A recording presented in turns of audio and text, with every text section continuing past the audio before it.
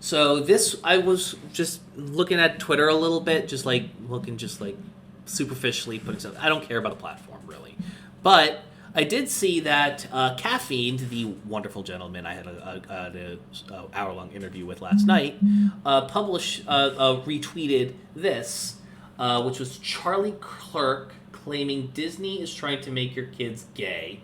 Why else would you want to have two dudes or two women kissing in a Disney film? What is the agenda, to expose them to it or to increase the ranks of the LGBTQ community? Before I even turn this on, plenty of gay people watched copious amounts of straight relationships on television and in Disney movies and still turned out gay. So, I'm pretty sure that if a 6-year-old sees a gay couple on TV, like, it's probably as inappropriate as a straight couple doing so. So, we're just gonna watch the Smooth Brain real quick. I know I keep resorting back to it, but Christopher Caldwell All right, so let's bring this full screen real quick. Really depicted the danger of having out of control liberation movements that are not anchored in legitimate grievance. That's the first point I want to make. Having these movements not be held in legitimate grievance. Who determines what a legitimate grievance is? Because I'm pretty sure the white people that were accustomed to black people standing on the side of the road and bowing to them and getting out of their way back in the 40s and 50s, didn't really see that as a issue per se. So we're just going to continue. Christopher Caldwell in the book Age of Entitlement warned... God, that word entitlement is so overused. So, and it's like, and it bothers me because it's like the word entitlement is used by people who are the most entitled people on the planet to describe people who are asking for basic necessities like food, healthcare, and a livable wage, and are usually used in a negative aspect. Us that the trajectory that we are on is the very groups that allegedly want liberation will soon become the tyrants themselves. See, that's the difference. When you are part of a socioeconomic class,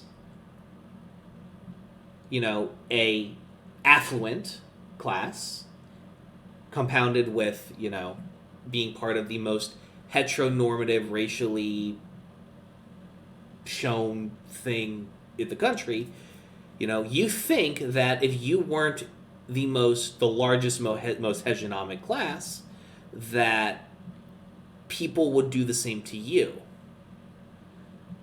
That's not the case. People who have been treated like shit generally don't want to treat other people like shit, and it is usually, which is kind of shows underneath the hood that these people know that it's wrong. In fact, it will happen almost immediately, almost overnight. That once the groups are formed, it's not like all of a sudden the ACLU and the LGBT groups disassemble, oh, we got gay marriage done, now we can just put our paperwork away. No, they can't disassemble because people like you, Charlie, and people like the Federalist Society and plenty of other think tanks and dark money groups are still constantly chipping away at the progress. Let's be real. The Republican Party and the conservative blocs in this country didn't steal three Supreme Court seats because they, were just having a laugh. They were doing it because there are very powerful moneyed interests in this country who do not want, who want to repeal all of the progress we've made since, I think it was 1958. So it's so I mean, they have to keep existing because people like you exist who would at best be indifferent to those rights being taken away that after they've been gotten, and at worst would actively see them to be. And maybe not you, Charlie, but certainly people with your level of politics. It's an entire cottage industry of outrage and hysteria. It gave them meaning and purpose. And so now that's not about making gay marriage legal. It's legal in every single It's about protecting it, you ill-formed troglodyte. state. And that was always their big fight. No, now it's about making your kids gay. No, it's about making sure that people like you can't take those rights away. You cock-slobbling hobknocker. Why else? No. Why else would you want to have two dudes or two women kissing in a Disney film? What is the agenda? Because maybe to make little gay boys and girls have some level of normalcy, and have them think it's okay and normal. B, to make it so little straight kids don't see it and understand that it is normal and okay. And to hopefully de-radicalize some of the pre-programming that a lot of asshole parents are doing to their kids. I'm not one of those people that says if you're not a kid you shouldn't tell people how to parent. Yeah, I will, because I am the product of shitty parenting choices. I turned out okay, don't get me wrong, but I got one parent that's a right piece of shit, and I got two other parents that growing up didn't necessarily meet my emotional needs. Love them to death, and I respect them immensely, but still, it's just the fact of the matter. The point is that I have to deal with the repercussions of your shitty parenting. If you raise an asshole, I have to deal with that asshole when he tries to either A, rob me in 10 years, or B, try to get the cops called on me and kill me.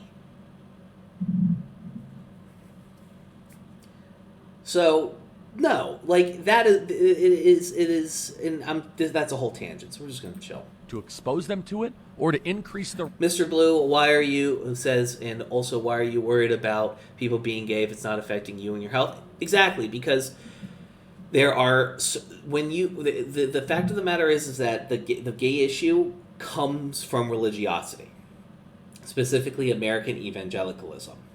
And the problem is that American evangelicals grew up... American evangelical culture is the type of culture that enforces people, even people who may not believe the same thing as they do, to capitulate and comply with how they see the world, because you have to remember everything about a conservative's politics is at some level projection. If not projection of the person themselves, it is at the foundation of what they are, because at the end of the day, conservatives will call us snowflakes and entitled and arrogant, but at the same time, they will force people willingly or unwillingly to adhere to their side of the aisle, to their political beliefs. They have 90% of American politicians identify as Christian. So they have the most political power. About 60% of Americans identify as Christian. So they have the most voting power and the most voting power. And they get unbelievably upset and angry whenever anything in media, anything written, it is not leftists that are doing book burnings in the year of our Lord 2022. It is at zealous churches all over this country where they are burning books because they determine that it doesn't agree with their faith. They call us snowflakes, they call us entitled, and they call us arrogant, when they, at the end of the day, are the snowflakes. They are arrogant, and they are entitled, because if the world they are willing to put people in poverty. They're willing to put people in a worse financial state of affairs. They are willing to let people be sick and throw all of Jesus' teachings out the window if it means that they get to live in a world where everybody does what they believe everybody should do. It is rank authoritarianism at its core. Ranks of the LGBTQ community. What is the process? People were gay before this sort of nonsense was happening. So why exactly are you doing this? Because up until today, it's still happening that gay people get killed all around this country for being gay. Admittedly, at less rates now, probably, than it was back in the 80s. Although AIDS was doing a fine job of that by itself, unfortunately. No, it's because at the end of the day, gay people have had no representation, and it's emotionally important. Just like how it's like really good for like a young, like how say Princess and the Frog was like kind of big for like little black girls, but even then, like the narratives that they had surrounding it was like not great either. So that's not even a good example. Ah well, we continue. They're like, well, we want to have 4-year-olds that have, homosexual attractions to know that they're not alone when they're watching movies. Like, really? A 4-year-old? Like, 4-year-olds are eating dirt. Like, I don't think they're... And yet, little straight kids are having their aunts call them, do you have a little girlfriend at school, honey? Exactly. Making very deep arguments about what they're sexually attracted to. So, here's the thing that dummies like this guy don't understand. I, as a small toddler, thought girls were nice and pretty. I didn't want to fuck them because I was a toddler. I was 4. I thought girls were pretty. It was as innocent and as endearing as you could think. That is just being translated to a young girl saying, I think this girl is pretty.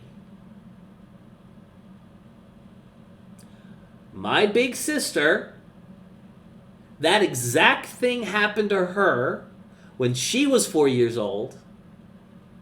And that woman is as gay as the day is long today. She knew then. You know when you are a kid that you think, if you're a young gay boy, you think, oh, boys are handsome. Oh, that boy's handsome. Or if you're a young gay girl, you think that girl is pretty, and so on and so forth. God, I fucking smooth brains, man. And here's the funniest part. This guy came out at 17 as oh, I'm gonna start this big old thing, and now he is literally just taking in millions and millions and millions of dollars into Turning Point USA and making a fucking killing, being a propaganda machine for the rich and powerful. So we, the working class, keep fighting with each other over not nonsense, admittedly important things, but also notice how people like him never, ever, ever talk, who are conservative online people, they never talk about economics. And if they do, they never talk about the underlying reasons why they believe in those economics. I believe in universal health care, in nationalizing the healthcare industry. And if you ask me, I can give concrete reasons why it would be beneficial. I can say, if you cut out the middlemen of insurance companies, the cost is cut astronomically. Then because of that, and because now that there is no exorbitant market anymore, and it's all one thing, and the government's only going to pay this price, prices go down to a more reasonable, because whatever the cost is for a lot of medical things, they will inflate that price 5, 6, 700%. Versus taking a much more reasonable, which, like, however much it costs to produce it, it may be a 100, like a smooth, a 200% markup, which is the average what people will, which is what, retail prices are. Retail prices, I believe, are the costs to manufacture plus 200% of whatever that cost is. That's how you make your money. And that cost is dramatically smaller compared to the prices we do pay. And this will have trickle downs across the entire thing. Big, complex, expensive machines will become lesser so in terms of cost, so price and things. And most importantly, and one of the more important points is we won't have diabetics dying of insulin, like of lack of insulin in this country anymore, which, to be fair, is a travesty. So that's a whole nother fucking tangent. I fucking hate grifters like this. They're so obnoxious. Oh my god, I hate them. But that's the clip. Fuck me, bro.